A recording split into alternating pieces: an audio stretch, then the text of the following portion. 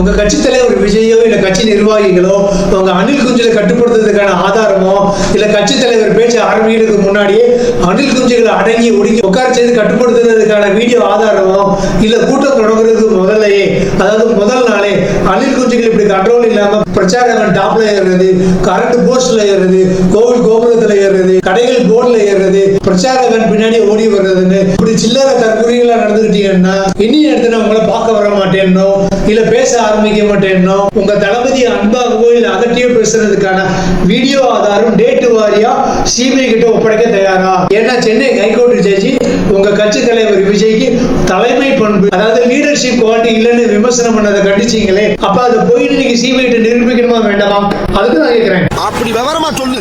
அடுத்த சுப்ரீம் கோர்ட்டுக்கு சிபிஐ விசாரணை வேணும்னு கேட்டு உங்க கட்சியே இல்லாத 2 தனி நபர்கள் பெட்டிஷன் போட்டிருந்தாங்களே, அதாவது மனைவி இழந்த ஒருத்தர் தன்னுடைய நாடு இழந்த இன்னொருத்தர் 2 பேர் பொய்யா கையெழுத்து போட்டு சுப்ரீம் கோர்ட்டை ஏமாத்த பார்த்திருக்காங்களே. இவங்க 2 பேரும் உங்களுடைய இன்ஃபுளுன்ஸ் அல்லது பிஜேபியோட இன்ஃபுளுன்ஸ் அல்லது ஏடிஎம்கேயோட இன்ஃபுளுன்ஸ்னால தான் இப்படி பண்ணலன்னு உங்களால சிபிஐ நிரூபிக்க முடியுமா? 11 பேர் கிடைச்சாச்சு.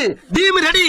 Match start. அடுத்த டிஎம்கே கவர்மெண்ட் 10 லட்சம் ரூபாய் நிவாரண தொகை அறிவிச்ச உடனே மக்களுக்காக பாடுபடுற உங்க கட்சி தலைவர் 20 லட்சம் ரூபாய் நிவாரண தொகைன்னு அனௌன்ஸ் பண்ணதோடு சரி, இன்னும் உங்க தலைவர் வீட்டுக்குள்ளேயே உட்கார்ந்துட்டு இருக்காரு. எப்ப எலெக்ஷன்ல சிஎம் கேண்டிடேட் போஸ்டுக்கு நிப்பாரு, எப்ப தமிழகத்துக்கு நல்லாட்சி தருவாரு, அது கூட வேணாம். அந்த இறந்து போன 41 மக்கள்ல எத்தனை பேருக்கு 20 லட்சம் ரூபாய் பட்டுவாடா பண்ணிருக்காங்க, அதுக்கான பேங்க் செக் உட்பட கேஷ் டிரான்சாக்சன் நடந்ததுக்கான அல்லது பணம் வாங்கினவங்களுடைய செப்டம்பர் 28ஆம் தேதியிலிருந்து அக்டோபர் 4ஆம் தேதிக்கு வரைக்குமான பாஸ்புக் ஸ்டேட்மெண்ட் சிபிஐ கிட்ட ஒப்படைக்க தயாரா? அப்படியே நம்பி இருக்காங்களே இவ்வளவு மக்கள், அவங்களுக்காக நீங்க என்ன பண்ண போறீங்க?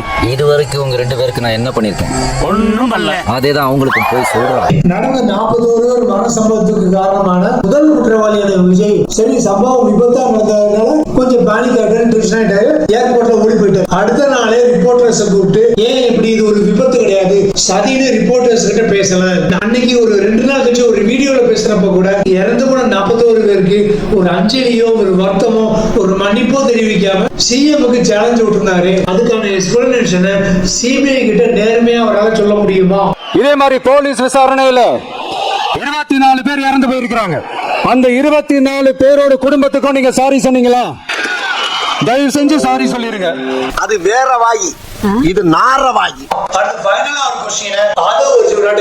சம்பவம் நடந்த 2வது நாளே நேபாள புரட்சி இலங்கை புரட்சி மாதிரி தமிழ்நாட்டுல அரசாங்கத்துக்கு எதிராக ஒரு புரட்சியை வெடிக்கிற ஒரு ரெவல்யூஷன் போஸ்ட் போட்டீங்களே, யாதொரு இன்ஃபுளுன்ஸ்னால போட்டீங்க. அப்புறம் ஏன் அந்த போஸ்ட நீங்க பயந்து டெலீட் பண்ணீங்க? இதுக்கான எக்ஸ்பிளனேஷனை நீங்க சிபிஐ கிட்ட தைரியமா சொல்ல தயாரா?